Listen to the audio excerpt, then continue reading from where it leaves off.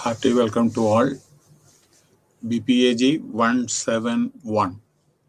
Okay, Block 2 Disaster Management Concepts and Institutional Framework. നമ്മുടെ unit 1 മുതൽ 4 വരെ ആൾറെഡി എടുത്തു കഴിഞ്ഞു. ഇത് ബ്ലോക്ക് 2 ആണ്. അപ്പോൾ ബ്ലോക്ക് 2-ലെ ഡിസാസ്റ്റർ മാനേജ്മെൻറ്റിൻ്റെ കൺസെപ്റ്റ്സ് ആൻഡ് ഇൻസ്റ്റിറ്റ്യൂഷണൽ ഫ്രെയിംവർക്കിനെ പറ്റിയിട്ടാണ് ഇതിൽ പറയുന്നത്. ഇത് യൂണിറ്റ് 5 ആണ്. യൂണിറ്റ് 5-ൻ്റെ ഹെഡിങ് ആണ് disaster management act. Government of India ഒരു ആക്ട് പാസ്സാക്കിയിട്ടുണ്ട്. Policy and institutional arrangement. Act പാസ്സാവാൻ കാരണമുണ്ട്, അതിൻ്റെ ബാക്ക്ഗ്രൗണ്ട് ഉണ്ട്. കാരണം അനവധി നാച്ചുറൽ കലാമിറ്റി ഇന്ത്യയിൽ ഉണ്ടായിട്ടുണ്ട്. ഫ്ലഡ് ആയിക്കോട്ടെ, എർത്തുക്കേക്ക് ആയിക്കോട്ടെ, അങ്ങനെ പലതും വന്നിട്ടുണ്ട്. മനസ്സിലായില്ലേ? അത് ഡീറ്റെയിൽ ആൾറെഡി നിങ്ങളുടെ ബുക്കിലുണ്ട്. ഏതെല്ലാം സ്ഥലത്താണ് ഈ ഫ്ലഡ് വന്നത്, ഏതെല്ലാം സ്ഥലത്താണ് നമ്മുടെ എർത്തുക്കേക്ക് വന്നതൊക്കെ ഉണ്ട്. അപ്പോൾ അതിനുശേഷം ജനങ്ങളുടെ ബുദ്ധിമുട്ടുകൾ മനസ്സിലാക്കിയിട്ടും അവർ ഏത് വിധത്തിൽ റീഹാബിലിറ്റ് ചെയ്യണമെന്നുള്ളതൊക്കെ ഈ ആക്ടിൽ പറഞ്ഞിട്ടുണ്ട്.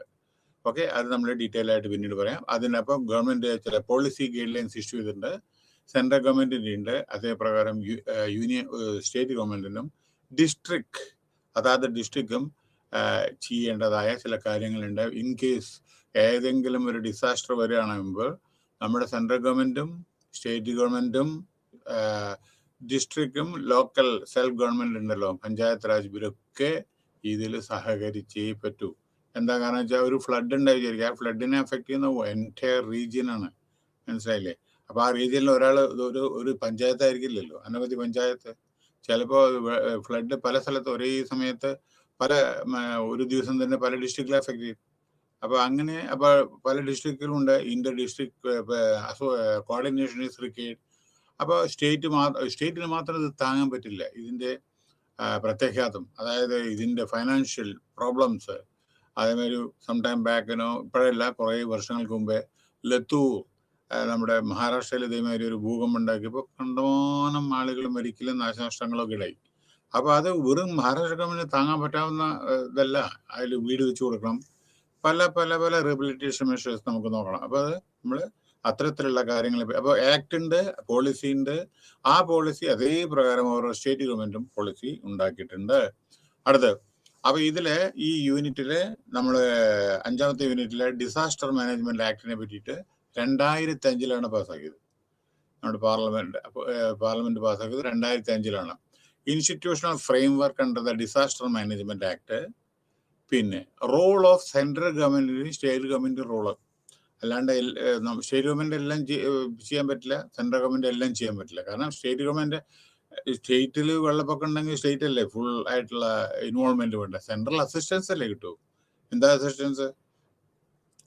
നമ്മുടെ ചില സമയത്ത് റാപ്പിഡ് ആർമഡ് ഫോഴ്സ്, അതേമാതിരി പല ഇവരുടെ ഇതുണ്ട്. പിന്നെ എയർ ഹെൽപ്പ്, നമ്മുടെ ഹെലികോപ്റ്റർ പ്രകാരം നേവി, ഇങ്ങനെ നമ്മുടെ ആർമി, BSF, CISF, ഇവരൊക്കെ ഇൻവോൾവ്മെന്റ് വേണം ജനങ്ങളൊക്കെ മാറ്റി താമസിപ്പിക്കണമെങ്കിൽ. Okay, so other important institutional arrangement ഉണ്ട് ഇന്ത്യയിലെ, പല വേറെ ഇൻസ്റ്റിറ്റ്യൂഷൻസ്. പിന്നെ ഡിസാസ്റ്റർ മാനേജ്മെന്റ് റൂൾസിനെ പറ്റിയിട്ടും പോളിസിയെ പറ്റിയും, അതായത് national policy on disaster management 2009 അങ്ങനെ നാഷണൽ ഡിസാസ്റ്റർ മാനേജ്മെന്റ് പ്ലാൻ ഉണ്ട്. അതായത് ഏതെല്ലാം സ്ഥലത്ത് വൾണറബിൾ ആണ്, അപ്പൊ അത്തരത്തിൽ എവിടെ എന്താണ് ചെയ്യേണ്ടത്, പല ഇപ്പൊ ഉദാഹരണം ലാൻഡ് സ്ലൈഡ് മറ്റുള്ള സമയത്ത് അവിടെ ബിൽഡിംഗ് ഒക്കെ വെക്കാൻ പറ്റില്ല. അപ്പോൾ അവിടെ പ്ലാൻ വേണം, മാപ്പിംഗ് ഉണ്ട്, പല കാര്യങ്ങളുണ്ട്. അപ്പൊ അതിനെ പറ്റിയിട്ടൊക്കെയാണ് ഇത് സംസാരിക്കുന്നത്. അപ്പോൾ ഇവിടെ ഞാൻ ഇത് സ്റ്റാർട്ട് ചെയ്യുന്നതിന് മുമ്പ് ഒരു കാര്യം കൂടി പറയട്ടെ. നമ്മള് എയർ പൊല്യൂഷൻ സംസാരിച്ച കഴിഞ്ഞ സമയത്ത് air pollution, land pollution, water pollution, radiations, ഇതൊക്കെ പൊല്യൂഷനിൽ പെട്ടതാണ്. പക്ഷേ ഇവിടെ ഒരു കാര്യം പറയാൻ മറന്നു. അതായത് പ്ലാസ്റ്റിക് പൊല്യൂഷൻ വളരെ ശ്രദ്ധാപൂർവം കേൾക്കണം ഇത് സ്റ്റാർട്ട് ചെയ്യുന്നതിന് മുമ്പേ. അതായത് നമ്മുടെ പ്ലാസ്റ്റിക് വളരെ ഡേഞ്ചറസ് ആണ്. എത്രയോ വർഷം അത് ഭൂമിയുടെ അടിയിൽ കിടന്നാലും ആ പ്ലാസ്റ്റിക്കിന് ഒരു മാറ്റം വരില്ല.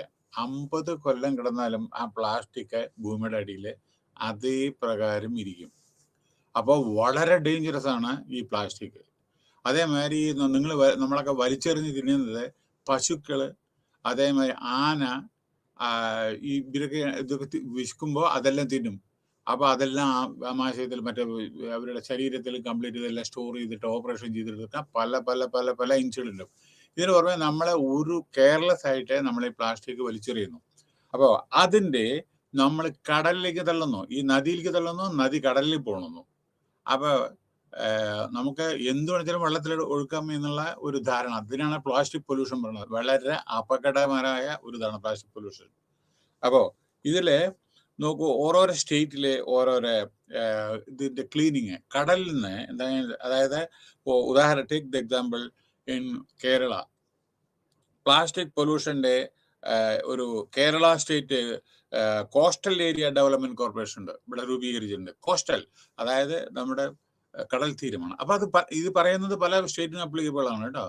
ഈ കോസ്റ്റൽ ഗോവയിലില്ലേ, ഗുജറാത്തിലില്ലേ, വെസ്റ്റ് ബംഗാളിലില്ലേ, ഒറീസയിലില്ലേ, ആന്ധ്രാപ്രദേശിലില്ലേ, മദ്രാസ്, ചെന്നൈയിലില്ലേ, എല്ലായിടത്തും ഉണ്ടാവും. ഞാൻ ഇപ്പോൾ ഒരു ഉദാഹരണം പറയാതെ എല്ലാം മറ്റുള്ളവർക്കും പലർക്കും അപ്ലിക്കബിൾ ആണ്.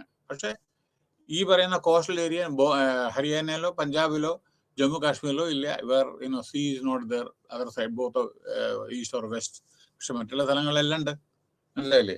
അപ്പോൾ ഈ പ്ലാസ്റ്റിക്കില് നമ്മൾ ഇവിടെ എന്താ ചെയ്യണമെന്ന് വെച്ചാൽ, ഇത് നമ്മുടെ ഉദാഹരണം കേരള ഗവൺമെന്റ് എന്താ ചെയ്തതെന്ന് വെച്ചാൽ, ഇതിൽ നിന്ന് കോൺസെൻട്രേറ്റ് ചെയ്യും പ്ലാസ്റ്റിക് പൊല്യൂഷൻ. അതായത് സ്റ്റേറ്റിന്റെ കാര്യമാണ് ഞാൻ പറയുന്നത്. 8 ജൂണിന് ഓഷ്യൻ ഡേ എന്ന് നമ്മൾ സെലിബ്രേറ്റ് ചെയ്യുന്നുണ്ട്. ഓരോരോ ദിവസം ഓരോരോ ദിവസത്തിന് വേണ്ടിയിട്ടല്ലേ നമ്മൾ സെലിബ്രേറ്റ് ചെയ്യും. പക്ഷെ സെലിബ്രേറ്റ് ചെയ്യുന്നതിൽ ഒരു അർത്ഥമില്ല. കാരണം എന്താ വെച്ചാൽ പിന്നീട് അടുത്ത കൊല്ലം ആ ദിവസം നമ്മൾ ഓർക്കൂ. അങ്ങനെയല്ല വേണ്ടത്. അപ്പോൾ നമ്മുടെ ഗാന്ധി ജയന്തി ഉണ്ട്. ഇതൊക്കെ നമ്മൾ എന്നും ഓർക്കേണ്ടതല്ലേ. അല്ലാണ്ട് ഒക്ടോബർ 2 മാത്രം നമ്മൾ മഹാത്മാഗാന്ധിയുടെ ഇത് അല്ലെ ജനനോ അല്ലെങ്കിൽ സപ്പോസ് ഇന്ത്യക്ക് സ്വാതന്ത്ര്യം കിട്ടിയത് ആഗസ്റ്റ് 15 അത് കഴിഞ്ഞാൽ നമ്മൾ മറന്നുപോവുക. പിന്നെ ജനുവരി 26 അങ്ങനെയല്ല. ഇത്തരത്തിലുള്ള വളരെ വളരെ ഇമ്പോർട്ടൻ്റ് ആയ കാര്യങ്ങളെ നമ്മൾ നമ്മുടെ ജീവിതത്തിന്റെ പാർട്ടാക്കണം. അതായത് ഇവിടെ നോക്കൂ, Kerala 8 June ocean day celebration ഉണ്ട്. അതായത് ഇപ്പൊ കേരളത്തിലെ ക്ലീൻ സീ, കടലിനെ നല്ല ക്ലീൻ ചെയ്ത് ക്യാമ്പയിൻ, അതായത് 24 തുറമുഖത്ത്, കേരളത്തിലെ കൊച്ചു തുറമുഖത്ത്, അതായത് ക്ലീൻ സീ ക്യാമ്പയിൻ ഉണ്ട്. അതായത് ശുചിത്വ സാഗരം, കടലിലെ വൃത്തിയാക്കുക സാഗരം, അല്ലെങ്കിൽ സുന്ദര തീരം, അതായത് ക്ലീൻ സീ ബ്യൂട്ടിഫുൾ കോസ്റ്റ് തീരം, അങ്ങനെ ചില പ്രോഗ്രാം ഉണ്ട്. അപ്പൊ ക്യാമ്പയിൻ, അതായത് plastic waste including bag, plastic bag, bottle, നമ്മളെ മിനറൽ വാട്ടർ കുടിച്ച് അങ്ങോട്ട് ഇടുന്നു ഇല്ലേ, കടലിലേക്ക് മറ്റേ നദിയിലേക്കൊക്കെ ഇടുന്നു. അത് നദിയിൽ പോണത് മുഴുവൻ കടലിലേക്ക് പോകും ചിലത്. അപ്പൊ ഈ പ്ലാസ്റ്റിക് ബോട്ടൽസ്, റോപ്പ്, നെറ്റ്, ഇതൊക്കെ നമ്മളെ കണ്ണി കണ്ടത് മുഴുവൻ വെള്ളത്തിലിടണം. അപ്പൊ അങ്ങനെ 1.45 ലക്ഷം kilogram of plastic material have been collected. December 21 ഒരു കൊല്ലത്തിൽ കളക്ട് ചെയ്ത് തരുകയോ, അതായത് 1.45 ലക്ഷം കിലോ പ്ലാസ്റ്റിക് വേസ്റ്റ്. അതൊരു മേജർ പ്രോബ്ലമാണ്, അഫക്റ്റിംഗ് ഈവൻ ഇൻലൻഡ് ഫിഷറി, മത്സ്യം. Okay, in recent estimate had put up the total plastic accumulation in inland water at around 700 tons. Okay, അങ്ങനെ accumulation of plastic waste, especially plastic bags in the backwater that finally end in the sea water of the coast.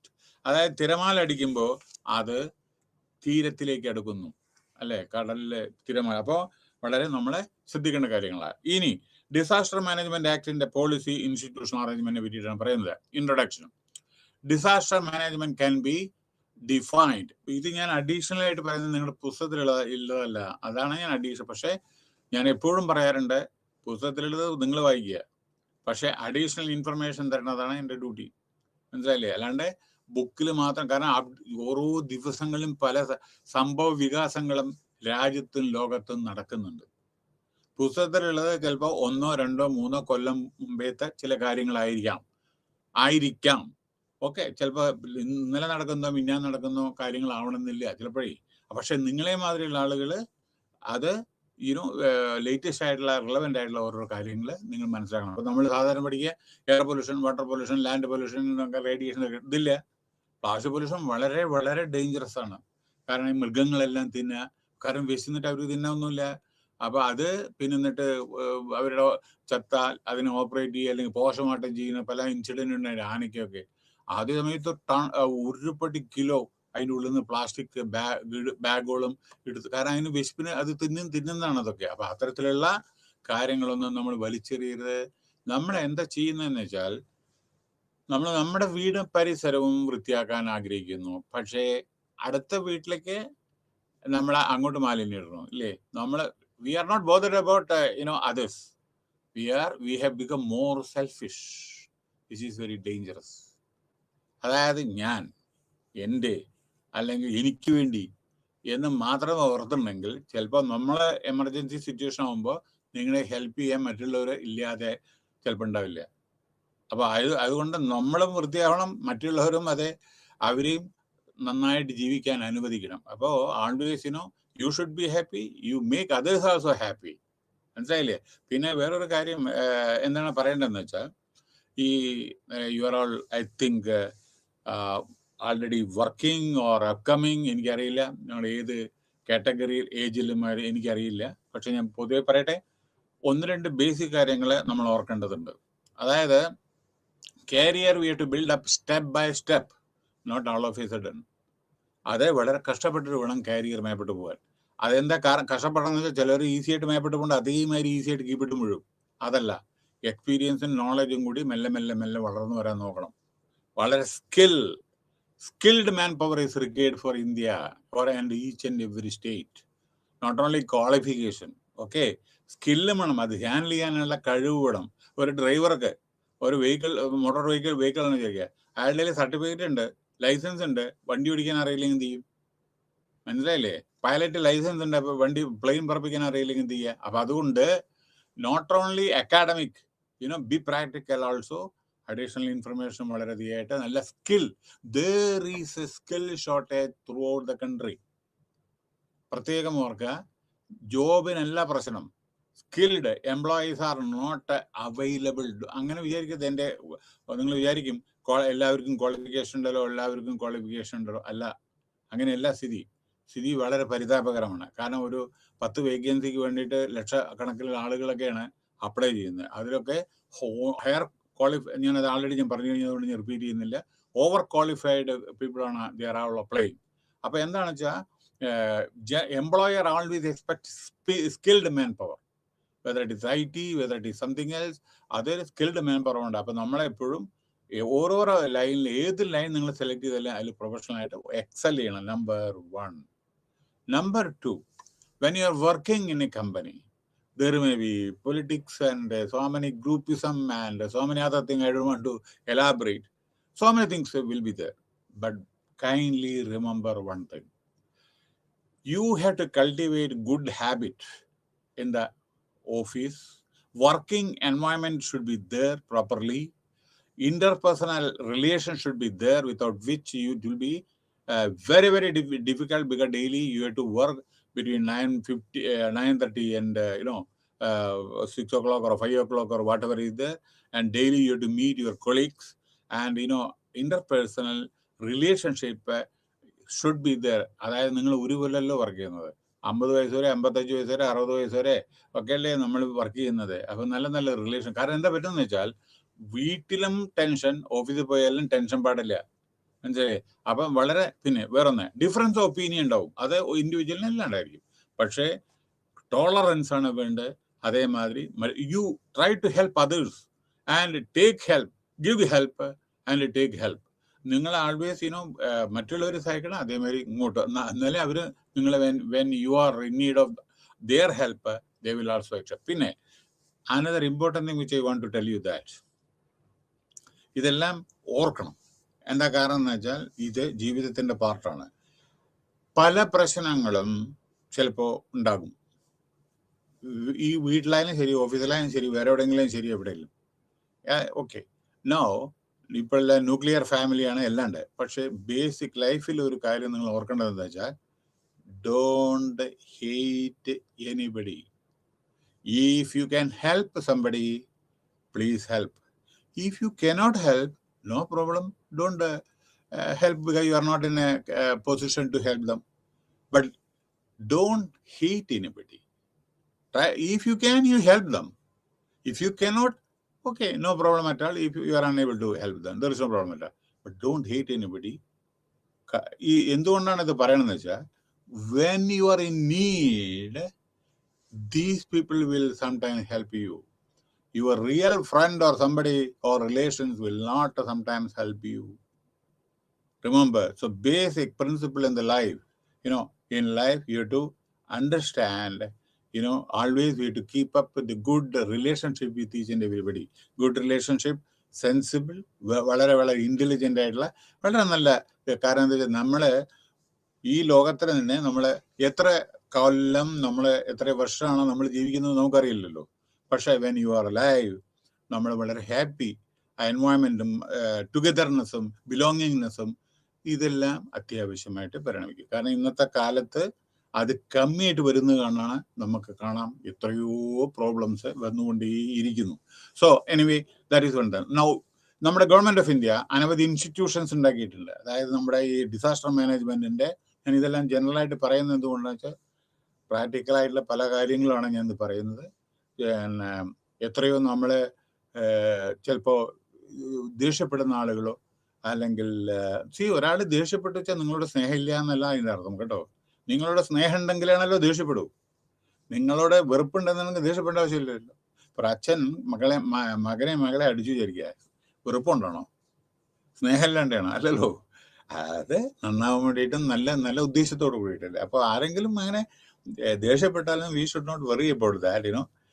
അപ്പോൾ അതേ സ്പിരിറ്റിൽ എടുക്കാൻ വേണ്ടിയിട്ടാണ് നമ്മൾ നോക്കുന്നത്. Tolerance, അതാണ് ഏറ്റവും കൂടുതൽ നമുക്ക് അത്യാവശ്യമായിട്ട്. ഇന്നത്തെ കാലത്ത് ചില സമയത്ത് അത് കാണുന്നില്ല. അതിൻ്റെ റെപ്പർക്യൂഷൻ എന്താണെന്ന് ഭയാനകമായിട്ടാണ് പോകുന്നത്. ചില സമയത്ത് പറഞ്ഞാലും മറ്റുള്ളവർക്ക് അത് നമ്മുടെ കുട്ടികൾക്ക് പറയാൻ മനസ്സിലാക്കാത്ത ചില സംഗതികളൊക്കെ എല്ലാം ഉണ്ട്.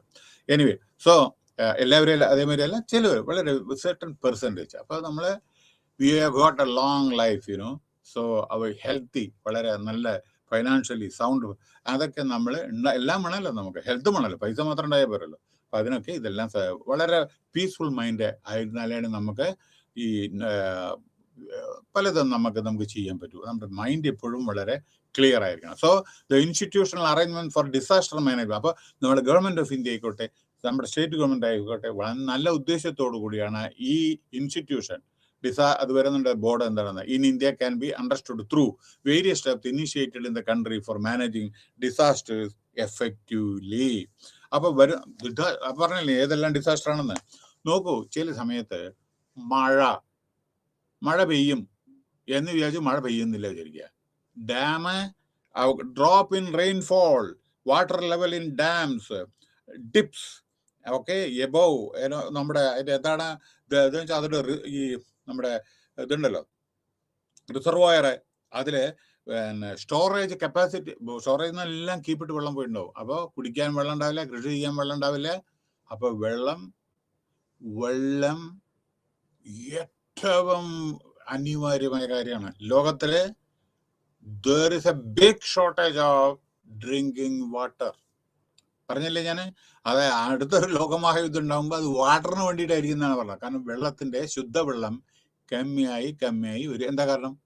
പലതും പൊല്യൂട്ടഡ്, എവിടെ നോക്കിയാലും ശരി, പല റേഡിയേഷൻസ്, മറ്റേ ആക്ടിവിറ്റി, മറ്റേ എയർ പൊല്യൂഷൻ, ലാൻഡ് പൊല്യൂഷൻ, ഇതേമാതിരി പ്ലാസ്റ്റിക്, ഇതേമാതിരി so many things are there. അങ്ങനത്തെ വെള്ളമൊക്കെയാണ് നമ്മൾ. പിന്നെ വേറെ കാര്യം, എന്താ ക്ലോറിനേറ്റഡ് വാട്ടർ പറഞ്ഞാൽ എന്തായാലും ഇടുന്നത്? ആ വെള്ളമാണ് പൈപ്പ് കൂടെ വരുന്നത്. കാരണം അത് ഇത്ര 100% ഇതാണോ? അല്ല.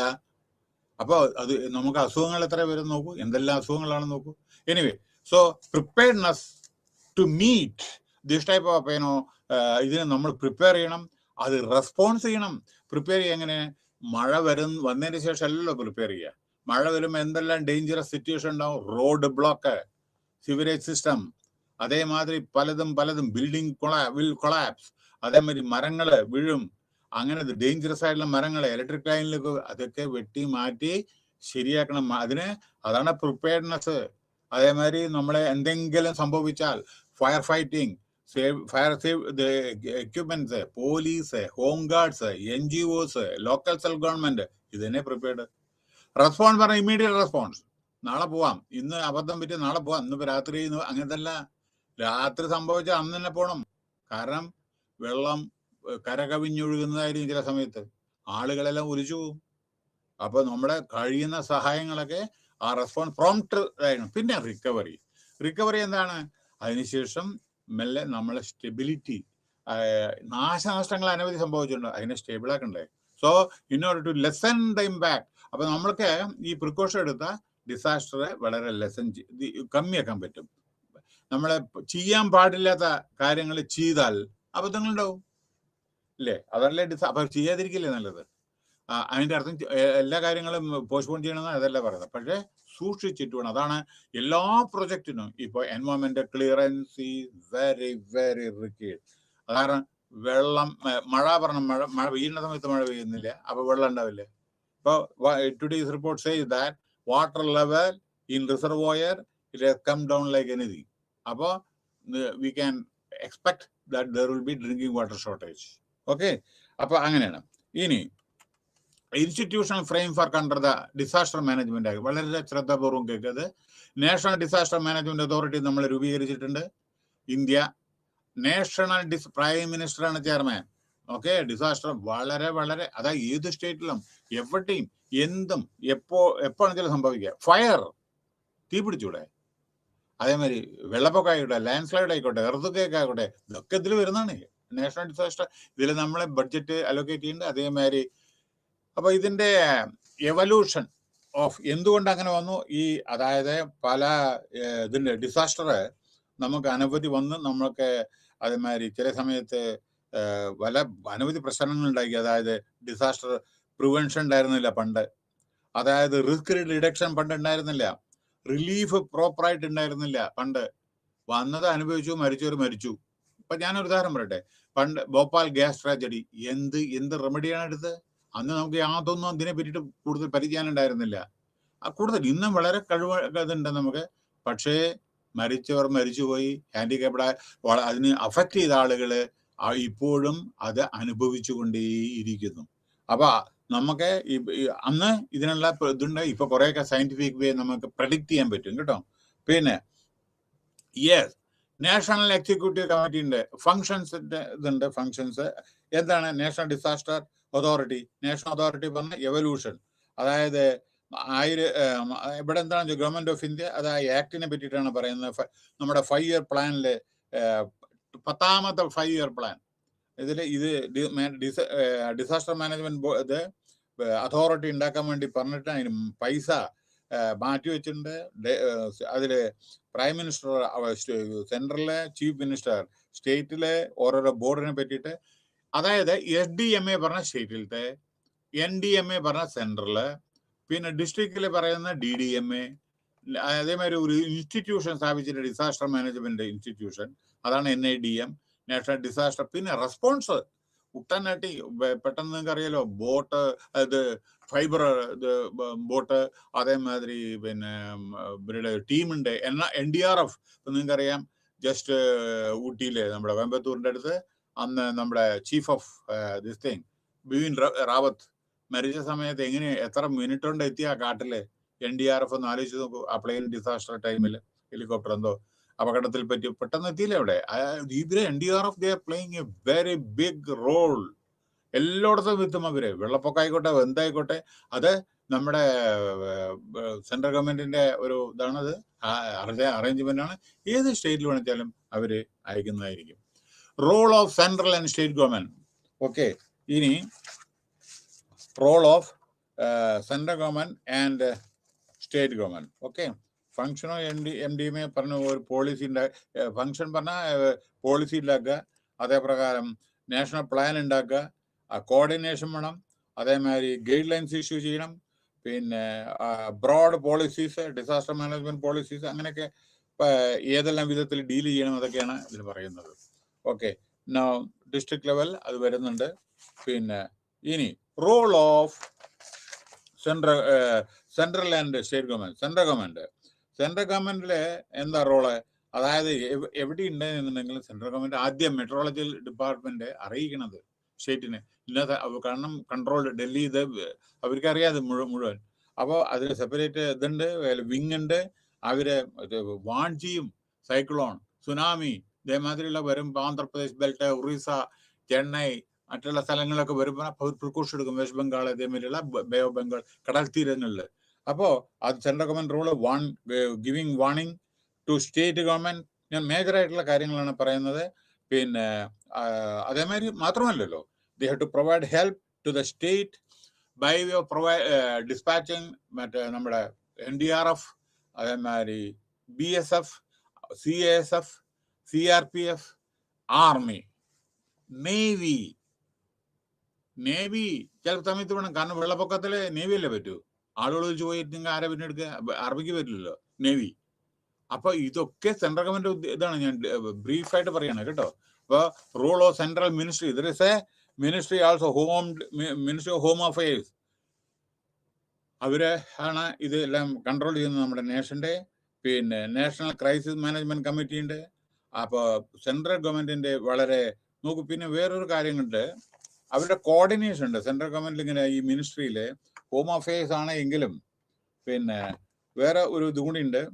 പിന്നെ മിനിസ്ട്രി ഓഫ് ഹോം അഫയേഴ്സ്, ഇവരെ ഒരു എല്ലാവരോടും കൂടി കോർഡിനേഷൻ ഉണ്ട്. Secretaries of home affairs, government of India, agricultural, government of India, civil aviation, പിന്നെ പ്ലെയിന് ആളുകളൊക്കെ ചില സമയത്ത് അവിടെ മാറ്റി താമസിപ്പിക്കേണ്ടി വരും. Environment, health, forest, atomic energy, space, earth science, water resource, mines, railways. എന്താ റെയിൽവേയുടെ എന്താ? ചില സമയത്ത് കുടിവെള്ളം ഇല്ല എന്നുണ്ടെങ്കിൽ കുടിവെള്ളം റെയിൽവേയിൽ കൊണ്ടുപോകേണ്ടി വരും. ചില സമയത്ത് അങ്ങനെയും സംഭവിച്ചിട്ടുണ്ട്. റെയിൽവേയില് വെള്ളം, കുടിക്കാനുള്ള വെള്ളം. അപ്പോ ഇതെല്ലാം കോർഡിനേഷൻ വേണം. അത് ഈ ഡിസാസ്റ്റർ മാനേജ്മെന്റ് പറഞ്ഞാൽ ഇതൊക്കെ സംഭവിക്കും. അപ്പൊ ഇവരുടെയൊക്കെ സഹായം, അതായത് എന്തിനാണ് ഈ അറ്റോമിക് എനർജി, അതേമാതിരി സ്പേസ്. ചില സ്ഥലങ്ങൾ നമ്മൾ വിട്ടുപോയിട്ട് ആളെ കാണുന്നില്ല, കാട്ടിൽ പോയി അല്ലെങ്കിൽ വേറെ എവിടെയെങ്കിലും പോയി, ഇതെല്ലാം ഇവര് റിമോട്ട് സെൻസിങ് കണ്ടുപിടിക്കുന്നതൊക്കെ കംപ്ലീറ്റ് അതിനുള്ള അറേഞ്ച്മെന്റ് ഉണ്ട്. ഓക്കെ. പിന്നെ അഗ്രികൾച്ചർ മിനിസ്ട്രി പറഞ്ഞാൽ എത്ര കൃഷി നാശമായി അതും കൂടി വേണ്ടേ, ഫ്ലഡ് അല്ലേ. പിന്നെ അത് കഴിഞ്ഞ് എർത്ത് സയൻസ്, ഭൂമി എങ്ങനെയാണ്, അത് എർത്ത് സയൻസ്, വാട്ടർ റിസോഴ്സസ്, ഇതൊക്കെ എല്ലാം കൂടി കോർഡിനേഷൻ അത്യാവശ്യമാണ്. സ്റ്റേറ്റ് ഗവൺമെന്റിലുണ്ട് ചീഫ് മിനിസ്റ്ററും അതേമാതിരി അവരുടെ ഒരു സംഘം ഇത് മോണിറ്റർ ചെയ്യാൻ വേണ്ടി സ്റ്റേറ്റ് ഗവൺമെന്റിലുണ്ട്. State government. പിന്നെ ഡിസ്ട്രിക്ട് കളക്ടറെ കീഴില് അനവധി അതൊരു ടീമുണ്ട്, അവരുടെ ഉണ്ട്. പക്ഷേ സ്റ്റേറ്റിനെ സംബന്ധിച്ചിടത്തോളം കളക്ടറാണ് ഇതിന് ഉത്തരവാദി. ഒരു ഡിസ്ട്രിക്റ്റിന്റെ അയാൾക്ക് പവർ കൊടുത്തിട്ടുണ്ട്. എവിടെ എമർജൻസി കരകവിഞ്ഞൊഴുകുന്ന, ഇപ്പൊ ഒരു നദി പറയുന്നത് ചില സമയത്ത് ഒരു ഡിസ്ട്രിക്ട് 2 ഡിസ്ട്രിക്ട് കൂടെ ആയിരിക്കും ചിലപ്പോ. കളക്ടർമാർക്ക് സ്പെഷ്യൽ അധികാരങ്ങൾ കൊടുത്തിട്ടുണ്ട് ഈ അണ്ടർ ദിസ് ആക്ട്. ഓക്കെ. പിന്നെ വേറൊന്ന് മാനേജ്മെന്റ് ഡിസാസ്റ്റേഴ്സ് ഇമ്പാക്റ്റും. പിന്നെ എന്തെല്ലാം നോക്കൂ, ഈ ആളുകളെ മാറ്റി താമസിക്കണ്ടേ, അവർക്ക് ഭക്ഷണം കൊടുക്കണ്ടേ, അതേമാതിരി ചില സമയത്ത് തണുപ്പത്ത് വസ്ത്രങ്ങൾ കൊടുക്കണ്ടേ, കുട്ടികൾക്ക് ബ്രെഡ് കൊടുക്കണ്ടേ, ഓരോരുത്തർക്ക് ആവശ്യമായ ഓരോരോ ക്ലോത്ത് ഇതെല്ലാം വീട്ടിൽ തൊളിച്ചു പോയിട്ടുണ്ടായിരിക്കും, തുണി ഉണ്ടാവില്ല. അതേമാതിരി പല സഹായങ്ങളും ചെയ്യേണ്ടി വരും. അതാണ് ഇമ്പാക്ട്. വീടിന് ഓരോരോ ക്യാമ്പ് വേണ്ടി വരും. പിന്നെ വേറൊരു കാര്യം, ചിലപ്പോൾ അതിൽ വയസ്സന്മാരുണ്ടായിരിക്കും, സിംഗിളായിട്ട്, അതായത് ഓൾഡ് ഏജ്ഡ് ആയിട്ട്, വളരെ ഏജ്ഡ് ആയിട്ടുള്ള ആളുകളുണ്ടാവും. മെഡിക്കൽ ഹെൽപ്പ് കൊടുക്കണം, ഡോക്ടേഴ്സിന് ചെക്കിങ് ഇതെല്ലാം കൊടുക്കണം. പിന്നെ ഭക്ഷണം എത്തിക്കണ്ടേ, 3 നേരം ചായ ഇതേമാതിരിയൊക്കെ എത്തിക്കണ്ടേ. അതൊക്കെയാണ് ഈ ഓരോരുത്തരുടെ അവരെ നമ്മൾ സൗകര്യം ചെയ്ത് കൊടുക്കണം. പിന്നെ other important institution arrangement. Armed force പറഞ്ഞു കഴിഞ്ഞു, ആർമി വേണം ചില സമയത്ത്. കാരണം നമ്മുടെ പോലീസ്, സ്റ്റേറ്റ് പോലീസ് താങ്ങാൻ പറ്റില്ല, ആർമി വേണ്ടേ. ഇപ്പൊ ഞാൻ ഉദാഹരണം പറയട്ടെ, ഗംഗാ നദി നമ്മുടെ ഉത്തരാഖണ്ഡില്, ഉത്തരാഖണ്ഡ് പോലീസ് എന്ത് ചെയ്യുക? നമ്മുടെ ഗംഗാ നദി പറഞ്ഞാൽ 4 സ്റ്റേറ്റ് 5 സ്റ്റേറ്റ് കൂടെ ഒഴുകുന്നതാണ് ഗംഗാ നദി അല്ലേ. 4 സ്റ്റേറ്റ് 5 സ്റ്റേറ്റ് നമ്മുടെ അല്ലേ, അത് വളരെ ശക്തിയായിട്ടുള്ളതാണ്. അവിടെ ഉത്തരാഖണ്ഡ് പോലീസ് എന്താ ചെയ്യുക? അപ്പോ armed forces, central armed police force, state police.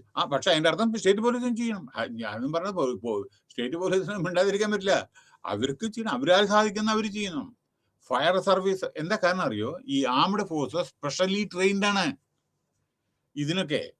അവര് മലയുടെ മുകളിൽ കയറാനും എല്ലാനും അവര് വളരെയധികം ഹൈലി ട്രെയിൻഡ് ആണ് നമ്മുടെ ആംഡ് ഫോഴ്സസ്, നേവി ആയിക്കോട്ടെ, എയർഫോഴ്സ് ആയിക്കോട്ടെ, ഏത് കാലാവസ്ഥയിൽ എവിടെ വേണം ചിലപ്പോൾ കൊള്ളും. അത് അത്തരത്തിലുള്ളത് സ്റ്റേറ്റ് പോലീസിന് ഇല്ലല്ലോ. ഓക്കെ. പിന്നെ സിവിൽ ഡിഫൻസ് പിന്നെ അറിയോ, home guards, civil defence, home guards എന്താണ്? Yes, home guards. കാരണം അത് നമ്മുടെ പിന്നെ local panchayat, elected bodies, municipality, corporation, community എല്ലാവരും ജനങ്ങളുടെ പാർട്ടിസിപ്പേഷൻ വേണം. അല്ലാണ്ട് ഗവൺമെന്റിന് മാത്രമല്ല, ആളുകളെ സഹായിക്കലും അവരെ കൊണ്ടുവരും, വെള്ളത്തിൽപ്പെട്ടവരെ സഹായിക്കുക, പലതും ഗവൺമെന്റ് മാത്രമല്ല, അവരാൽ സാധിക്കുന്ന ഓരോരുത്തർക്കും സഹായിക്കുന്ന ഹെൽപ്പ്, നാച്ചുറൽ കലാമിറ്റി ടൈമില് ഹെൽപ്പ് ചെയ്യണം. കാരണം ചിലവരുടെ വീട് എല്ലാം ഫാമിലിനെ കംപ്ലീറ്റ് പോയിട്ട് മണ്ണിന്റെ അടിയിലായിരിക്കും ചിലപ്പോൾ, എത്രയോ അങ്ങനെ. അപ്പൊ നമ്മുടെ community participation is very very essential in disaster management. Okay. Then another problem is international corporation. പക്ഷെ ഇത് നമുക്ക് ചിലത് മറ്റുള്ള രാജ്യങ്ങൾ നമ്മളെ ഹെൽപ്പ് ചെയ്യേണ്ടി വരും. ഭയങ്കര വലിയ വലിയ കലാമിറ്റി, ഇതേമാതിരിയുള്ള പ്രശ്നങ്ങൾക്ക് താങ്ങാൻ പറ്റാത്ത. അപ്പൊ ഇതിന്റെ റെഡ് ക്രോസ്, അതേമാതിരി യുനിസെഫ്, അതേമാതിരി UNDP, UNO, ഇതേമാതിരിയുള്ള ഇന്റർനാഷണൽ ഇതെല്ലാം ഹെൽപ്പ് നമുക്ക്. പക്ഷേ ഇവിടെ ഒരു കാര്യം പറയണ്ടേ, ഈ ഹെൽപ്പ് എന്തെങ്കിലും നമ്മൾ വാങ്ങുമ്പോൾ സെൻട്രൽ ഗവൺമെന്റ് മുഖാന്തരമായിരിക്കണം. നമുക്ക് ഡയറക്റ്റ് ആയിട്ട് ഒരു മറ്റുള്ള കൺട്രിയിൽ നിന്ന് ഹെൽപ്പ് മേടിക്കാൻ പറ്റില്ല, വേണ്ടെന്ന് പറയും സെൻട്രൽ ഗവൺമെന്റ്. മനസ്സിലായോ? കാരണം ഞാൻ ചെറിയ ഉദാഹരണം പറയാം. കാരണം നാഷണൽ പോളിസിയാണത്. കടം എന്തെങ്കിലും മേടിക്കുന്ന സമയത്ത് സെൻട്രൽ ഗവൺമെന്റ് അറിയാതെ നിങ്ങൾക്ക് മേടിക്കാൻ പറ്റില്ല. കാരണം അവരുടെ അപ്രൂവൽ ആണ്. കാരണം എന്താണ്, പല പാരാമീറ്റേഴ്സും നോക്കണം. നമ്മൾ അവിടുന്ന് ഹെൽപ്പ് മേടിച്ചു വെച്ചില്ല. ഉദാഹരണം, ജസ്റ്റ് 2 years ബാക്ക് ഒരു ഉദാഹരണം ഞാൻ പറയുന്നത്, ഇത് കോറിലേറ്റ് ചെയ്യരുത്. ഉദാഹരണം നിങ്ങൾക്ക് മനസ്സിലാവാം. 2 കൊല്ലം മുമ്പേ പിന്നെ ഇവിടെ in Kerala when flood was there, അതായിട്ട് UAE തോന്നുന്നുണ്ട് 700 crores എന്തോ ഹെൽപ്പ് അവിടുത്തെ പ്രധാനമന്ത്രി, പ്രസിഡന്റോ എന്തോ ഹെൽപ്പ് ഓഫർ ചെയ്തു. കാരണം ഇവിടുത്തെ ജനങ്ങളുടെ വിഷമങ്ങൾ കണ്ടിട്ട് അവർ 700 crores. പക്ഷെ നമ്മളെ സെൻട്രൽ ഗവൺമെന്റ് അപ്രോച്ച് ചെയ്ത് മേടിച്ചോട്ടെ എന്ന്. Central government no, we will provide help, don't take help for the time being. ആവശ്യമുണ്ടെങ്കിൽ ഞങ്ങൾ ഇനീഷ്യേറ്റീവ് എടുത്തോളാം, ഇപ്പൊ നിങ്ങളെ ചോദിക്കുക. കാരണം അത് പല പാരാമീറ്റേഴ്സും സെൻട്രൽ നോക്കും. അത് അവരെ കുറ്റം പറഞ്ഞിട്ട് കാര്യമില്ല. നമ്മുടെ ഇന്റർനാഷണൽ ഇഷ്യൂസ് അവരാണ് ഡീൽ ചെയ്യുന്നത്. നമ്മൾ ചുമ്മാ കാശ് കിട്ടുമെന്ന് പറഞ്ഞാൽ നമ്മൾ അവിടെ മേടിച്ചിട്ടുണ്ടെങ്കിൽ അത് മേടിക്കാൻ പാടില്ല. കാരണം ഇപ്പം നമ്മളൊരു ലോൺ എടുക്കുക വിചാരിക്കുക, നമ്മുടെ ഇവിടുന്ന് വേൾഡ് ബോഡീസ് അവിടെ നിന്ന് ലോൺ എടുക്കാനും സെൻട്രൽ ഗവൺമെന്റ് ക്ലിയറൻസ് വേണം, RBIയുടെ ക്ലിയറൻസ് വേണം. അല്ലാണ്ട് ലോൺ എടുക്കാൻ പറ്റില്ല ഇവിടുന്ന്.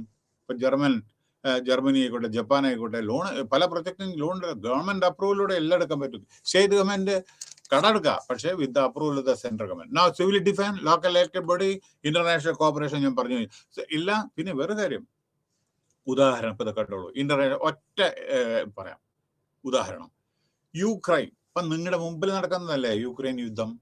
എത്ര രാജ്യം ഇന്ത്യയിലായിട്ട്, Sri Lanka, take the example. Sri Lanka, നിങ്ങളുടെ തൊട്ടടുത്ത് കിടക്കുന്ന ശ്രീലങ്കയിലില്ലേ, ശ്രീലങ്കയിൽ നമ്മുടെ കപ്പല് ഇന്നലെ മിഞ്ഞാന്നിട്ട് മുഴുവൻ relief machine, medicine, food items, biscuit, ഇതൊക്കെ ഒരു കപ്പലാണ് അങ്ങോട്ട് പോയിരുന്നു. ഈവൻ ചൈന പോലും അപ്രീഷിയേറ്റ് ചെയ്യുന്നു ഇന്ത്യയുടെ ഹെൽപ്പ്.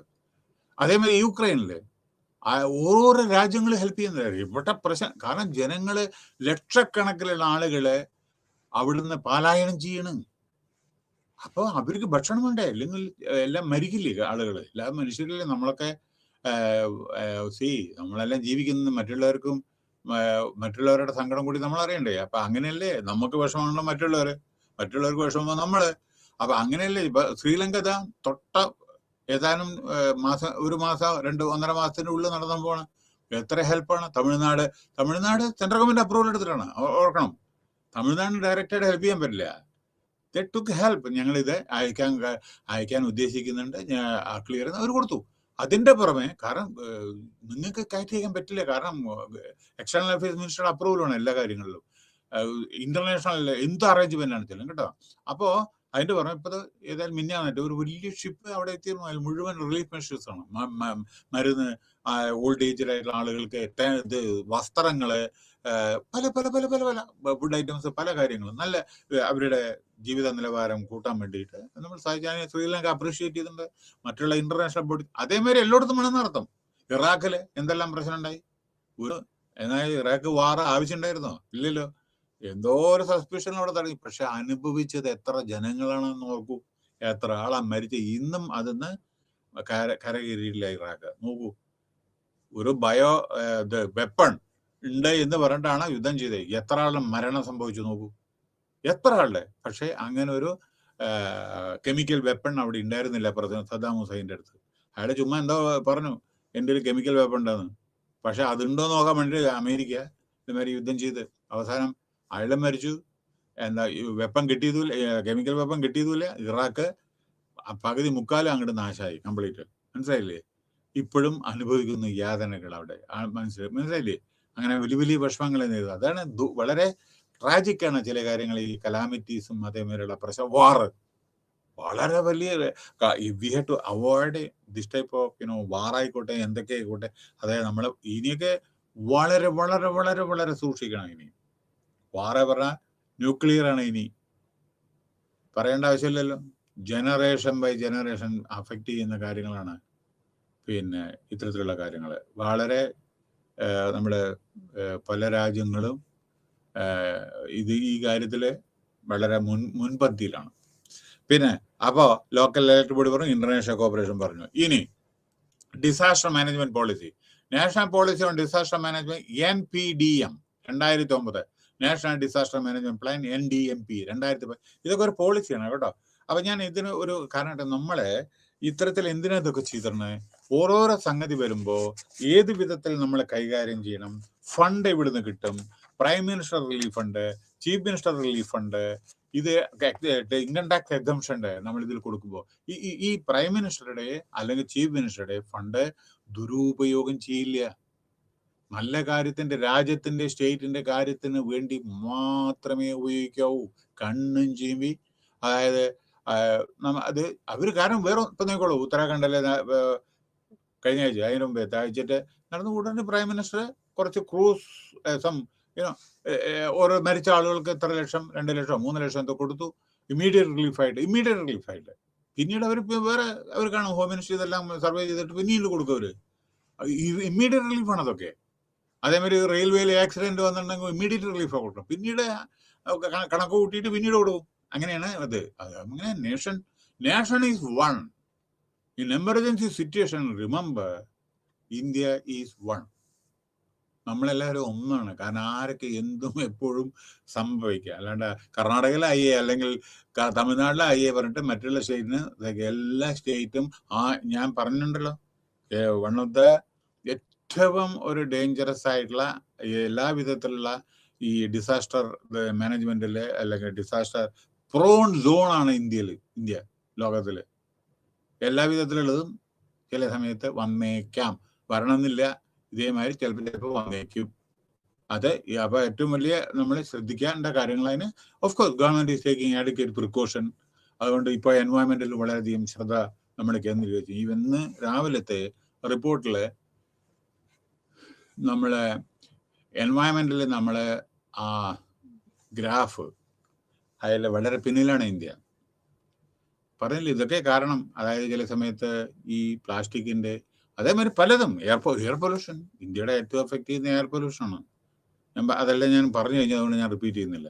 അപ്പൊ ഇതെല്ലാം നമ്മൾ ശ്രദ്ധിക്കണം. ഇതൊക്കെ എന്താ ഒരു അവയർനെസ് നിങ്ങൾക്ക് ഇതിൽ നിന്ന് കിട്ടും. എന്താണ് ഡിസാസ്റ്റർ മാനേജ്മെന്റ്, എന്താണ് പ്രിക്കോഷൻ എടുക്കേണ്ടത്, എങ്ങനെയാണ് നമ്മൾ മറ്റുള്ളവരെ ഹെൽപ്പ് ചെയ്യേണ്ടത്, ഏത് വിധത്തിലാണ്, അതൊക്കെയാണ് പറയുന്നത്. Now there had been great loss of lives in property after a disaster like super cyclone. 1999 cyclone വന്നപ്പോൾ അനവധി ആളുകളെ മരിച്ചിട്ടുണ്ടായിരുന്നു.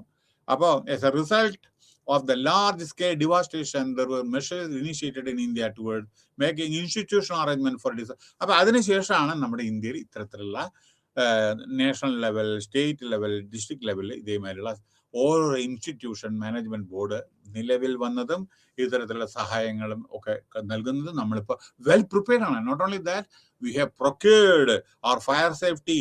മറ്റേ നമ്മുടെ ഫയർ ബ്രിഗേഡ്സ് ഒക്കെ ഉണ്ടല്ലോ, എല്ലാവരും നേവി, എയർഫോഴ്സ് ഒക്കെ ഇത്തരത്തിലുള്ള സിറ്റുവേഷൻ മീറ്റ് ചെയ്യാൻ മിടുക്കന്മാരായിട്ട് എല്ലാം തയ്യാറായിട്ട് ആണ് ഇതെല്ലാം. Lot of purchase they made to face such situation. ചിലപ്പോ ഈ ഇതിന്റെ നമ്മുടെ നിങ്ങൾക്ക് you want to know one story.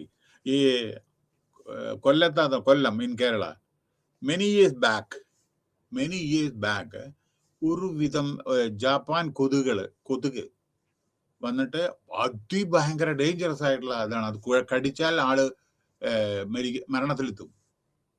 ആ കൊതുകുകളെ കൊല്ലാനുള്ള ഇത് നമ്മുടെ കയ്യിൽ ഉണ്ടായിരുന്നില്ല.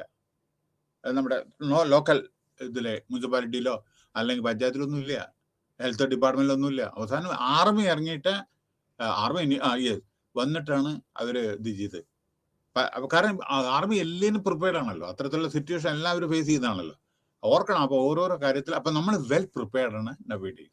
നമ്മുടെ India is we are happy to say that such situation we can easily solve it. Now, Unit 6, disaster management cycle with the focus on preparedness. Prepare ചെയ്യുക, prevention ചെയ്യുക. Prevention is better than പറയേണ്ട ആവശ്യമില്ലല്ലോ. അപ്പോൾ mitigation, അത് കഴിഞ്ഞിട്ട് ഇതെങ്ങനെ mitigate ചെയ്യുക, overcome ചെയ്യുക. International and national approach towards disasters. Disaster management cycle അത് പറയാൻ എന്താന്ന്, disaster prevention, disaster preparedness, disaster mitigation. അതാണ് ഈ യൂണിറ്റ് 6 ആരംഭം. ഡിസാസ്റ്റർ മാനേജ്മെന്റ് എന്ന് പറയുന്ന measures in earlier times were oriented mostly to പണ്ടേ മഴ അത് വന്നതിന്റെ ശേഷമായിരുന്നു റിലീഫ്. അതായത് മരിച്ചു പോയതിന്റെ ശേഷം, നാശനഷ്ടങ്ങൾക്ക് വന്നതിന്റെ ശേഷമാണ് അയ്യോ നാശനഷ്ടം ആയല്ലോ, ബിൽഡിങ് പോയല്ലോ, ഒലിച്ചു പോയല്ലോ, ആള് മരിച്ചല്ലോ എന്ന് പണ്ട്. പിന്നീട് അതിനുള്ള റിലീഫ് ഒന്നുമില്ലെങ്കിൽ വീടുണ്ടാക്കി കൊടുക്കുക, അല്ലെങ്കിൽ വേറെ മരുന്ന്, അല്ലെങ്കിൽ വേറെ എന്തെങ്കിലും കൊടുക്കും, പൈസ ഒന്നും കൊടുക്കും, അങ്ങനെയായിരുന്നു പണ്ട്. ഇന്നതല്ല, വേറെ items of relief are distributed. Relief measures പലതും ഡിസ്ട്രിബ്യൂട്ട് ചെയ്യാം. നമ്മൾ ഹെലികോപ്റ്ററിലായിരിക്കും, വേറെ പ്ലെയിനിലായിരിക്കും. You will be surprise. Sometime ഹെലികോപ്റ്ററിലായിരിക്കും ഓരോ സ്ത്രീകളെയും പുരുഷന്മാരെയൊക്കെ ഈ വെള്ളത്തിൽ നിന്ന് കയറ്റുന്നത് ഹെലികോപ്റ്ററിലായിരിക്കും. അങ്ങനെ വെൽ പ്രിപ്പയർഡ് ആണ് നമ്മുടെ. We are fortunate to have very good pilot. Helicopter ആയിക്കോട്ടെ, എന്താ ഇത്തരത്തിലുള്ള സിറ്റുവേഷൻ ഫേസ് ചെയ്യാൻ വളരെ വളരെ വളരെ വളരെ പ്രാക്ടീസ് ഉള്ള ആളുകളാണ്. അപ്പോ ഇന്ന് ഡിസാസ്റ്റർ മാനേജ്മെന്റിലെ rather than serving the needs of the victim after disaster വന്നതിന്റെ ശേഷം ആളുകളെ ഹെൽപ്പ് ചെയ്യുന്നതിന് പകരം അത് വരാതിരിക്കാനും അതിന്റെ മിറ്റിഗേഷനും അതിന്റെ സൊല്യൂഷനും which can contribute towards not only preventing huge loss, നഷ്ടങ്ങൾ ഞാൻ ഇന്നലെ കഴിഞ്ഞ ക്ലാസ്സിൽ പറഞ്ഞല്ലോ, ഹ്യൂജ് ലോസ്. അതായത് മെട്രോളജി ഡിപ്പാർട്ട്മെന്റ് പറഞ്ഞു, അമേരിക്ക പറഞ്ഞു 10,000 ആളുകൾ ഇന്ത്യയിൽ മരിക്കുന്നത്. ഒരു സൈക്ലോണുള്ളത് നമ്മുടെ ജസ്റ്റ് 1-2 കൊല്ലം മുമ്പേ ആന്ധ്രാപ്രദേശ് ഒറീസയിലെ 10,000 ആളുകൾ മരിക്കുന്നു പറഞ്ഞു. പക്ഷെ നമ്മുടെ മെട്രോളജി ഡിപ്പാർട്ട്മെന്റ് പറഞ്ഞു ഇല്ല, മരിക്കില്ല, ഈവൻ 10 പേര് പോലും മരിക്കില്ല എന്ന് പറഞ്ഞു. അപ്പോ നോക്കൂ, പക്ഷേ ഇവിടെ ഇതാണ് ഇമ്പോർട്ടന്റ്. നമ്മുടെ യൂണിയൻ ഗവൺമെന്റ് പറഞ്ഞാലും നാസ അമേരിക്കയിൽ നിന്ന് പറയണത് നിങ്ങളുടെ മരിക്കും ഇത്ര ആളുകളെ എന്ന് പറഞ്ഞിട്ട് നമ്മളിത് കൂട്ടാക്കാത്ത നമ്മുടെ ആളുകളെ ഷുവറാണ്. ഈ കൊടുങ്കാറ്റ്, സൈക്ലോൺ കടലിന്റെ തീരത്തടുത്തുമ്പോൾ ഇതിന്റെ സ്പീഡ് കമ്മിയാവും, അതിന്റെ എഫക്റ്റ് വളരെ കമ്മിയാവും എന്ന് പറഞ്ഞു. പക്ഷേ Andhra Pradesh government and Odisha government took adequate prevention, steps to evacuate people from the coastal area. Electric ഇതിന്റെ കംപ്ലീറ്റ് ഡിസ്കണക്ട് ചെയ്ത്, കാരണം ആർക്കും ഇലക്ട്രിക് ഇതിന്റെ വയറ് വീണിട്ട് ആരെങ്കിലും മരിക്കരുത്. അതേമാതിരി ആളുകൾക്കെല്ലാം പ്രിക്കോഷൻ കൊടുത്ത് ഫുഡ് ക്യാമ്പിലേക്ക് മാറ്റി. അങ്ങനെ 1-2 മരിച്ച്, അതും മരത്തിന്റെ ചില്ല വീണിട്ടാണ് മരിച്ചത്, അല്ലാണ്ട് വെള്ളം കൊണ്ടല്ല മരിച്ചത്. എങ്ങനെ 10,000 ആൾ മരിക്കുമ്പോൾ അതെങ്ങനെ വന്നേ? Precaution, prevention. അപ്പോൾ നമ്മുടെ സയന്റിഫിക് വേ, നമ്മുടെ പ്രഡിക്ഷൻ, അതൊക്കെയാണ് ഏറ്റവും. Now international and national approach toward disaster. Okay, now അതാണ് ഡിസാസ്റ്റർ മാനേജ്മെന്റ് സൈക്കിൾ. എന്താണ് ഇവിടെ ഒരു പോയിന്റ് കൂടി ഞാൻ പറയട്ടെ. നമ്മുടെ ഡിസാസ്റ്റർ മാനേജ്മെന്റ് ഓപ്പറേഷനിൽ നമ്മൾ ശ്രദ്ധിക്കേണ്ട റിസ്ക് അനാലൈസിസ്. എന്തെങ്കിലും അപകടം വന്നിട്ടുണ്ടെങ്കിൽ അത് ഇതിൽ നിങ്ങളുടെ ബുക്കിൽ ഇല്ലാത്തതാണ്, ഞാനൊരു ന്യൂസ് പേപ്പർ ഐറ്റം വായിക്കുകയാണ് കേട്ടോ. അതായത് ബാക്കി നിങ്ങൾ പുസ്തകങ്ങൾ വായിച്ച് മനസ്സിലാക്കുക കുറച്ചൊക്കെ കേട്ടോ. യു ടേക്ക് ഇനീഷ്യേറ്റീവ് എന്ന് ഞാൻ പറഞ്ഞല്ലേ, പുസ്തകം വായിച്ചിട്ട് വിവരം ഉണ്ടാക്കണം. അല്ലാതെ നമ്മളെ ജസ്റ്റ് നമ്മളെ ഇതിൽ നോക്കാൻ വേണ്ടിയിട്ട് എന്താ പറയണ്ടേ, വാട്സപ്പോ മറ്റേ വേറെ ഏതെങ്കിലും കണ്ടിട്ട് സോറി ഗൂഗിൾ പോയിട്ട് നോക്കിയിട്ട് നിങ്ങൾക്ക് പഠിക്കാൻ പറ്റില്ല. പിന്നെ വേറൊരു കാര്യം, ഈ ഗൂഗിൾസിന് കിട്ടുന്ന മെസ്സേജ് റിലയബിൾ ആവില്ല. ചിലപ്പോൾ നിങ്ങൾ ടെക്സ്റ്റ് ബുക്ക് തന്നെ വായിക്കണം. എപ്പോഴും ഗൂഗിൾസിൽ നമ്മൾ പോയിട്ട് കിട്ടുന്ന ഡാറ്റ ചിലപ്പോൾ അമേരിക്കയിലത്തെ ഡാറ്റ ആയിരിക്കും. ഇന്ത്യയിലത്തെ കാര്യം ഡിസ്കസ് ചെയ്യുമ്പോൾ അമേരിക്ക എന്താണ് ചെയ്യുക? അമേരിക്കയിൽ സിറ്റുവേഷൻ എൻറ്റയർലി ഡിഫറെൻ്റ് ആണ്.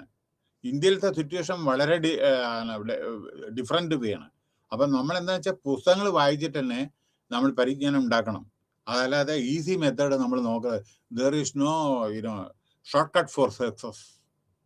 മനസ്സിലായില്ലേ? ബുദ്ധിമുട്ടിയേ പറ്റൂ പഠിക്കണമെന്നുണ്ടെങ്കിൽ. ഞാൻ ഇതിൻ്റെ കാര്യമല്ല പറയുന്നത്, ലോട്ട് ഓഫ് നോളജ്. ഇപ്പം ഇവിടെ നമ്മൾ റിസ്ക് അനാലൈസിസ് വേണം. എവിടെല്ലാം എന്തെല്ലാം സംഭവിക്കും, എർത്ത് കേക്ക് ഉണ്ടായ എന്തെല്ലാം സംഭവിക്കും. ഇതാ ജപ്പാനിലൊക്കെ നോക്കാം, എന്നും ഇടയ്ക്കിടയ്ക്ക് ഉണ്ടാവുന്നതാണ്. അപ്പോൾ അതിൻ്റെ പിന്നെ അവര് ഓരോരോ ലെവൽ 1, ലെവൽ 2, ലെവൽ 3 ഡേഞ്ചറസ് ആണോ, മിഡിൽ ആണോ, ലോ ആണോ, ഇതൊക്കെ അവർ സെഗ്രിഗേറ്റ് ചെയ്യും. അതേമാതിരി അതിന് ഏജൻസിന്റെ ഓരോരോ ഇൻപുട്സ്, ഇതെല്ലാം വാണിംഗ് കൊടുക്കാൻ ആളുകളുണ്ട്. ഇതൊക്കെ വളരെ പ്രധാനമാണ്. പിന്നെ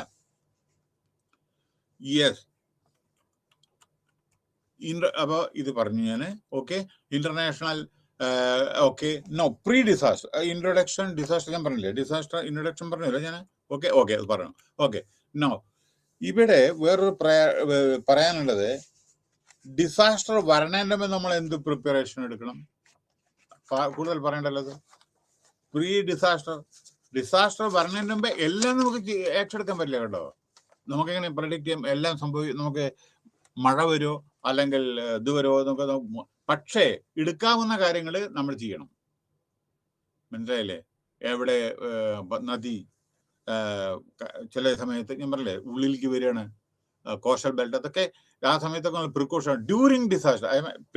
അതായത് അപകടങ്ങൾ വരുന്നതിന് അപകടം വരുന്നത് എങ്ങനെയാണ്?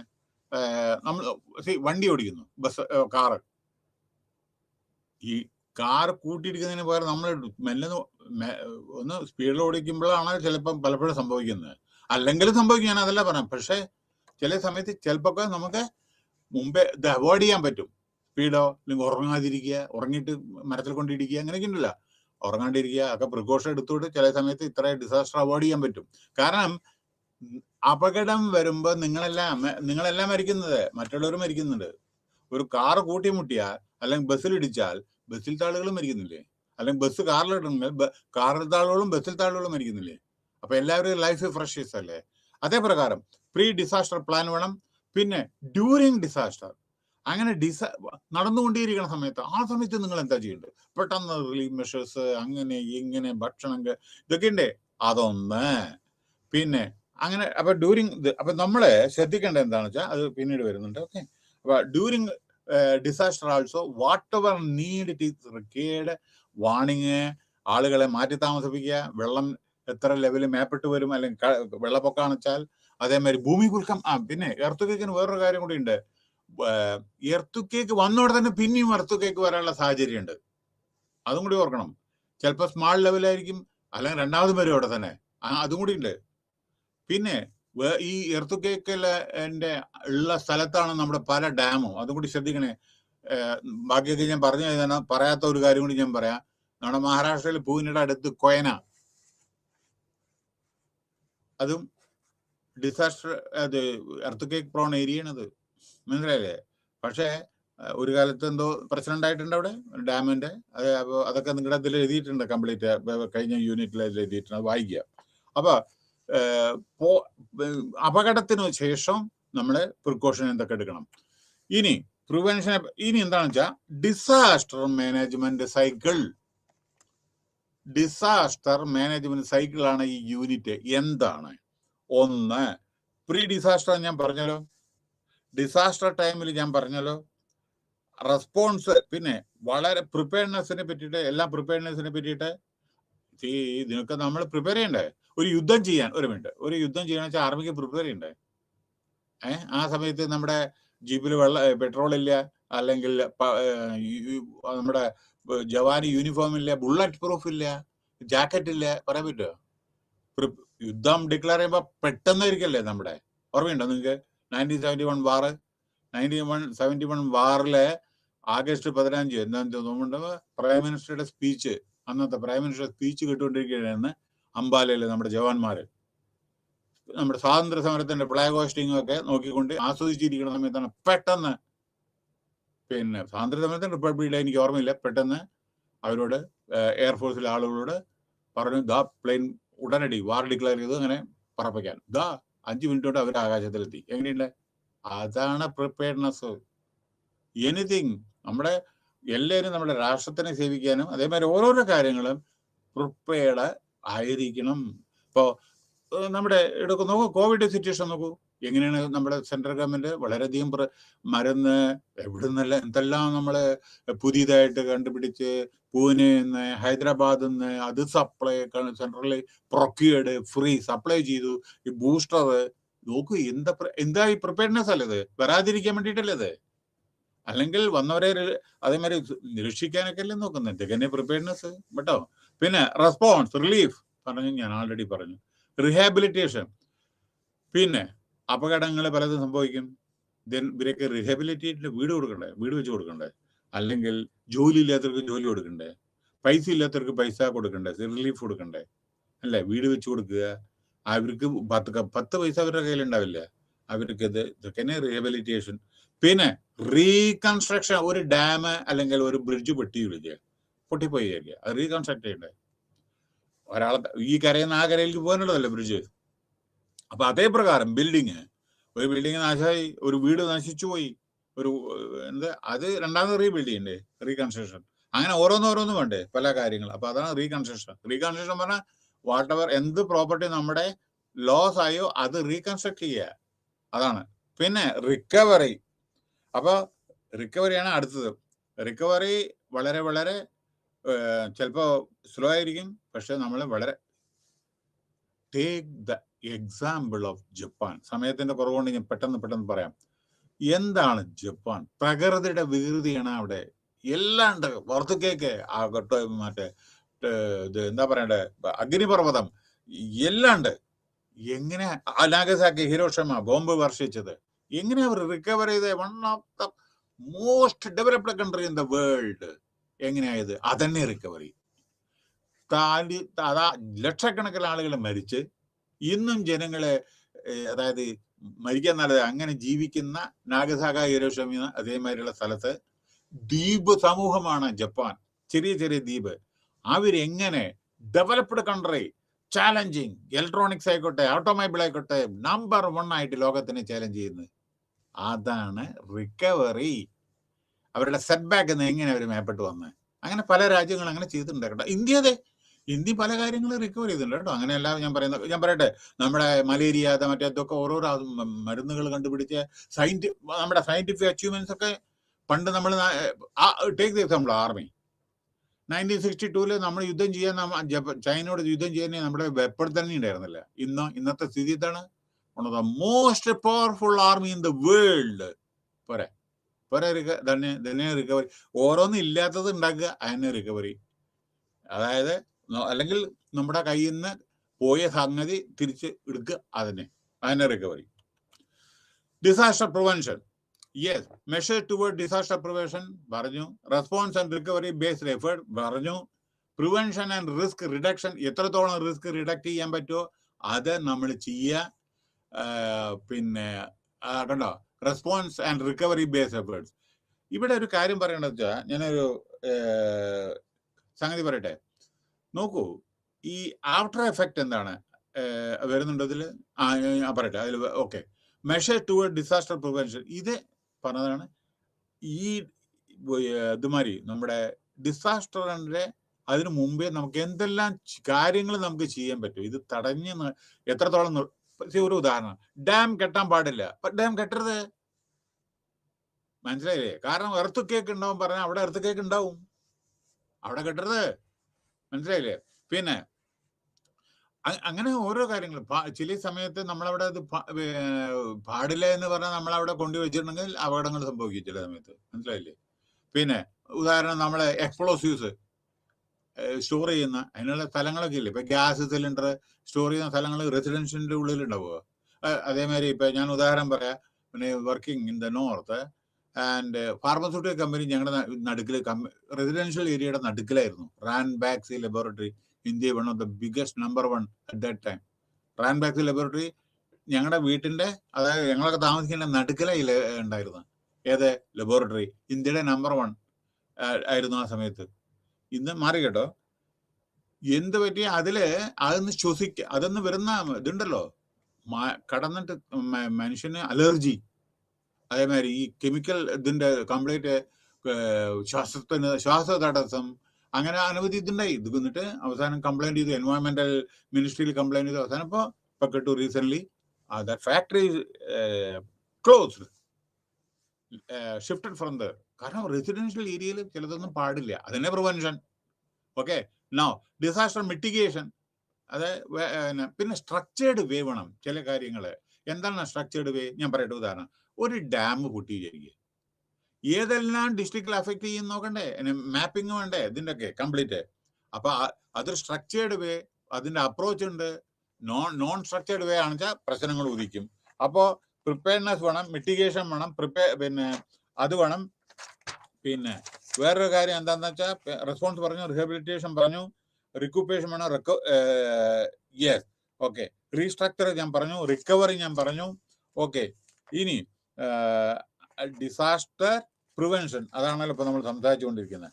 ഇനി വേറൊരു കാര്യം എന്താണെന്ന് വെച്ചാൽ response and recovery and prevention and risk reduction. അത് രണ്ടും ഞാൻ പറഞ്ഞു കഴിഞ്ഞു. ഓക്കെ, അതായത് റെസ്പോൺസ് വളരെ പ്രോംപ്റ്റ് ആയിരിക്കണം. അല്ലെങ്കിൽ തീ കത്തുമ്പോ പെട്ടെന്ന് നിങ്ങൾ തീ അണച്ചിട്ടില്ല എങ്കിൽ എന്തായിരിക്കും സ്ഥിതി? അടുത്ത ബിൽഡിങ്ങിലേക്ക് പിടിക്കില്ലേ? അത് പ്രോംപ്റ്റ് ആവണം. ഓരോരോ കാര്യങ്ങളും നമ്മൾ വളരെ ഓരോരോ കാര്യങ്ങൾ, മരണം കൂടും ചില സമയത്ത്, പെട്ടെന്ന് നമ്മൾ ഓരോരോ ഇത് ചെയ്തിട്ടില്ല എന്നുണ്ടെങ്കിൽ. അപ്പോൾ പ്രിപ്പയർഡ് ആയിരിക്കണം എല്ലാ കാലത്തും. We are fortunate that we are having all type of facilities nowadays to prevent such occasion. Now prevention and risk reduction, അത് ഞാൻ പറഞ്ഞു കഴിഞ്ഞു. അപ്പോൾ ഇതിൽ എന്താണ് ചില കാര്യങ്ങൾ അറിയോ വേണ്ടത്?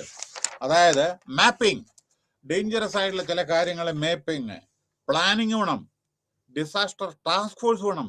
അതായത് ഒരു ഡാം പൊട്ടിയ ഏതെല്ലാം ഡിസ്ട്രിക്ട് പോവും, അതിൻ്റെത് മാപ്പിംഗ് പ്ലാനിങ് വേണം. അതേമാതിരി ടാസ്ക് ഫോഴ്സ് ആരൊക്കെയാണ്? ഡിസ്ട്രിക്ട് കളക്ടർ, അതേമാതിരിയുള്ള ഇത്. അതേമാതിരി ക്യാമ്പയിൻ വേണം, കോർഡിനേഷൻ വേണം.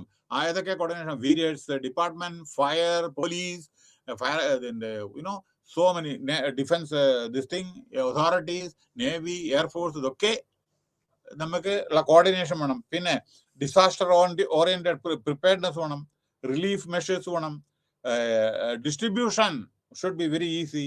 പിന്നെ ഫുഡ് ഐറ്റംസ് നമ്മൾ സ്റ്റോർ ചെയ്യണം. ഓക്കെ, ഫുഡ് ഐറ്റംസ് നമ്മൾ സ്റ്റോർ ചെയ്യണം. പിന്നെ ഡിസാസ്റ്റർ മിറ്റിഗേഷൻ അപ്രോച്ചസ് ഉണ്ട്. അതായത് ഏത് വിധത്തിലാണ് ഓരോരോ കാര്യങ്ങൾ കൈകാര്യം ചെയ്യേണ്ടത് എന്ന്. മിറ്റിഗേഷൻ അപ്രോച്ച്, അതായത് പിന്നെ സ്ട്രക്ചറൽ ആയിട്ടുണ്ട്, നോൺ സ്ട്രക്ചറൽ ആയിട്ടും ഉണ്ട്. അടുത്തത് സോ ഈ ഡിസാസ്റ്റർ ഇതിന്റെ കൺക്ലൂഷൻ എന്താണെന്ന് വെച്ചാൽ, day by day disasters are leading to huge economic losses. ഇന്ത്യയുടെ വളരെയധികം എക്കണോമി പോകുന്നുണ്ട്. കാരണം ഈ ഡിസാസ്റ്റർ ആയിട്ട് ഓരോരോ സ്റ്റേറ്റിൽ ഓരോരോ കൊല്ലം പ്രശ്നങ്ങളുണ്ടാവും അല്ലേ? വെള്ളപ്പൊക്കം ഓരോരോ സ്റ്റേറ്റിൽ, ചിലപ്പോൾ മഹാരാഷ്ട്ര, ചിലപ്പോൾ ഗുജറാത്ത്, ചിലപ്പോൾ കേരള, ചിലപ്പോൾ ചെന്നൈ. ആൻഡ് ഡെവലപ്മെന്റ്, അത് രാജ്യത്തിന്റെ ഡെവലപ്മെന്റിനെ അഫക്റ്റ് ചെയ്യുന്നു. Incorporating proper preventive preparedness and mitigation strategies in the development planning will reduce the impact of the disaster discussed in this unit. അപ്പൊ എന്തുകൊണ്ടാന്ന് വെച്ചാൽ നമ്മളെ പ്രിപ്പയർനെസ് വളരെ നല്ല. പിന്നെ വേറൊരു കാര്യം, ഇതില് NGOs, നമ്മുടെ പല ഓർഗനൈസേഷൻസ് ഉണ്ട് ഹെൽപ്പ് യങ് ആയിട്ടുള്ള കുട്ടികളും മറ്റേതൊക്കെ, NSS, അതേമാതിരിയുള്ള പലരും ഇതിൽ ഇൻവോൾവ് ചെയ്തിട്ടുണ്ട് പല കാര്യങ്ങൾ. അപ്പോൾ ഡിസാസ്റ്റർ ഇത്തരത്തിലുള്ള ഓരോരുത്തരുടെ ഇൻവോൾവ്മെന്റിനെ പറ്റിയിട്ട് ഇതിൽ പറഞ്ഞിട്ടുണ്ട്. പിന്നെ so towards effective disaster management is pertinent that various measures as pointed in disaster management cycle in all three phases. അവിടെ പറഞ്ഞിട്ടുണ്ട് 3 phases of disaster are incorporated at the international and national level to ensure effective disaster management. അതായത് mitigation, structured approach, ഇതൊക്കെ ഉണ്ടല്ലോ. ഇത് വളരെയധികം നമ്മുടെ disaster management cycle ഈ 3 phases അത് വളരെ ഇൻകോർപ്പറേറ്റ്, അതേമാതിരി ഇന്റർനാഷണൽ ആൻഡ് നാഷണൽ ലെവലിലും ഇത് ഈ ഡിസാസ്റ്റർ മാനേജ്മെന്റിനെ പറ്റിയിട്ട് നമ്മൾ വളരെ ബോധം ഉണ്ടായിരിക്കണം. അപ്പോൾ ഇപ്പം ഞാൻ ഡിസാസ്റ്റർ മാനേജ്മെന്റ് ആക്ടിനെ പറ്റിയിട്ട് ഞാൻ പറഞ്ഞു. National policy on disaster management 2009 പറ്റിയിട്ടും ഇത് പറഞ്ഞു. ഇതാണ് ഡിസാസ്റ്റർ പ്രിവെൻഷനെ പറ്റിയിട്ടും പറയാനുള്ളത്. Okay, thank you very much. Okay, see U.